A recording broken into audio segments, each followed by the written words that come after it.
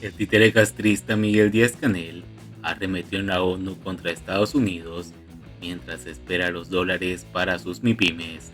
¿Cómo están, amigos? Bienvenidos a Noticias Importantes. Esperamos sus opiniones en los comentarios. Comenzamos. El títere castrista Miguel Díaz-Canel censuró el día martes en la ONU las medidas unilaterales y coercitivas, según él,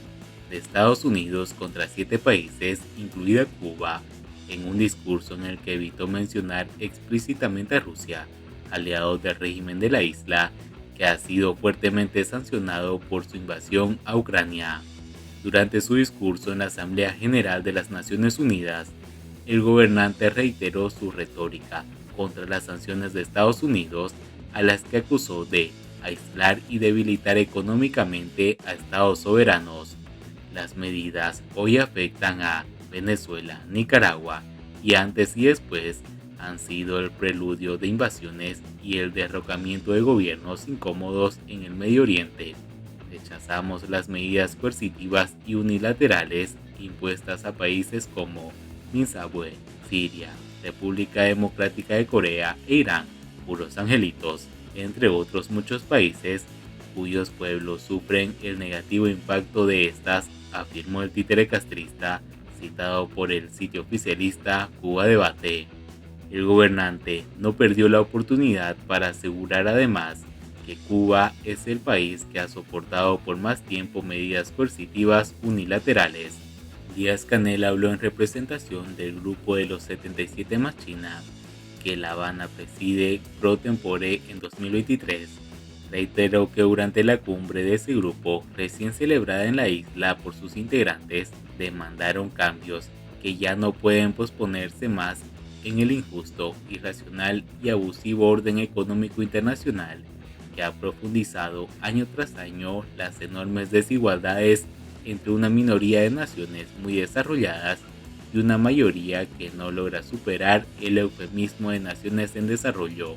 No estamos pidiendo limosna ni rogando favores, reclamamos una transformación profunda de la actual arquitectura financiera internacional porque es profundamente injusta, anacrónica y disfuncional, aseguró el títere castrista. Las palabras de Díaz-Canel se producen a solo horas de que se diera a conocer que la administración de Joe Biden estaría a punto de suavizar las restricciones impuestas al régimen cubano para permitir un mayor apoyo financiero de Estados Unidos a las pequeñas empresas creadas tras un presunto fomento del sector privado que la banda vende como un gesto de apertura. Precisamente a través de ello, conseguir un financiamiento extranjero y concesiones de Washington. De acuerdo con un reporte de Bloomberg, Estados Unidos dará a conocer esta semana cambios regulatorios destinados a reforzar el sector empresarial de la isla, pese a reiterar el mantra del bloqueo cada vez que puede, y para culpar al embargo de las privaciones que sufren los cubanos, las autoridades cubanas hacen compras récord de alimentos y productos agrícolas en Estados Unidos desde el año 2020. Aunque Miguel Díaz-Canel y la prensa oficialista lo callen, ese país es hoy el sexto del mundo con mayor volumen de exportaciones a la isla, según reveló el Anuario Estadístico de Cuba del año 2022, con cifras hechas públicas por la estatal Oficina Nacional de Estadísticas e Información, ONEI. De acuerdo con ese documento, el vecino del norte exportó a la isla durante el año anterior productos por un valor de $391.296.000, la mayor cifra en 6 años. Con tales números, Estados Unidos se colocó por encima de países de la región latinoamericana con mayores nexos políticos con La Habana, como son Brasil, Argentina y México. Tales exportaciones están autorizadas, pese al embargo, en virtud de la Ley de Reforma de Sanciones Comerciales y Mejora de Exportaciones del año 2000, aprobada por la administración de George W. Bush, a la que La Habana recurre sin pausa desde finales de 2021. Siguiendo con las noticias, buenas nuevas para las MIPYMES. Cuando el dólar retorna a su vuelo sobre los 250 pesos y Miguel Díaz-Canel se da un saltico a Nueva York, llega el gobierno de Joe Biden, de acuerdo con un reporte de Bloomberg, a anunciar medidas encaminadas a otorgar ciertos beneficios financieros a los que Washington supone como una mejor esperanza de vida en Cuba para el crecimiento económico y frenar la inmigración, es decir, las MIPYMES. Suena lindo a los oídos la buena nueva y posiblemente habrá mejores caminos algunos emprendedores electos en la isla. De ahí lo que pudiera llevar de esperanzador el anuncio. Sin embargo, entra la idea de frenar la inmigración y lo sucedido recientemente en la Asamblea Nacional, que terminó dividida entre detractores y defensores de los nuevos actores de la economía cubana, más el significativo número de MIPYMES que han cerrado o lo piensan hacer en breve como consecuencia de la bancarización del efectivo y los límites de las transacciones. El anuncio suena poco realista, por no decir enajenado de nuestro contexto. Incluso siendo suspicaces, pareciera que ambos gobiernos se han puesto de acuerdo o que uno ha dado voz a otro. En esta última instancia, que el anuncio se filtró hacia la orilla de acá mucho antes de que las fuentes de Bloomberg, porque apenas unas semanas atrás, el brusco timonazo del régimen con respecto a las MIPYMES, cuando antes había estimulado la creación express de miles de estas, hizo preguntarse a unos cuantos cuál sería la razón de ese cambio de humores, pero ahora está bien clara la respuesta. El río corría lleno de piedras, pero solo sonaba en los oídos de unos pocos selectos, de modo que se les hacía necesario a los chicos listos del régimen cubano deshacerse con urgencia de los competidores para afianzar el monopolio de la buena nueva que estaba por llegar,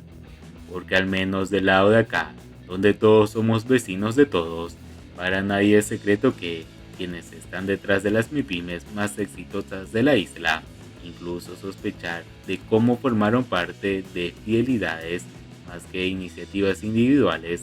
de modo que el alud de las MIPYMES iniciado apenas hace un par de años, cuyo extenso listado se torna labor fastidiosa para quienes lo revisen, sin contar que apenas ofrece detalles sobre las empresas y que algunas parecen puro invento.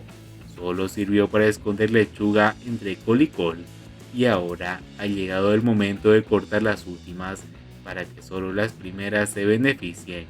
Esa es la esencia de lo sucedido y de lo que estaría por suceder, y ahora también queda claro cómo los principales del régimen han sabido demasiado bien escurrirse por esa grieta del embargo, de modo que muy pronto este les rendirá mucho más beneficios que los que le quitarán, en tanto algunos los han convertido en una fuente de lucro personal, y sino que les pregunten a los dueños de las empresas de envío a Cuba, a los negocios de reventa online que tienen sus principales clientes en Miami, porque muchos de ellos son los mismos que además asisten y hasta financian festejos en la Embajada de Estados Unidos en La Habana, igual lo hacen en el Laguito o en el Palacio de Convenciones de Miramar.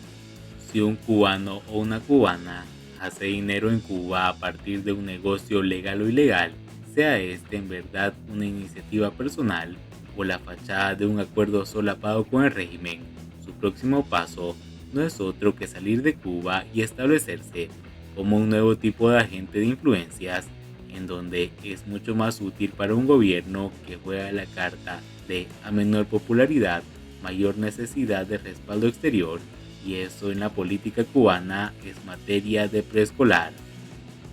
Y bien amigos, así vamos terminando las noticias importantes del día de hoy. Por favor, nos ayudarían mucho compartiendo las noticias y así poder informar a muchas más personas de la verdadera realidad en Cuba. Paz de vida mis hermanos, nos vemos en el siguiente informe.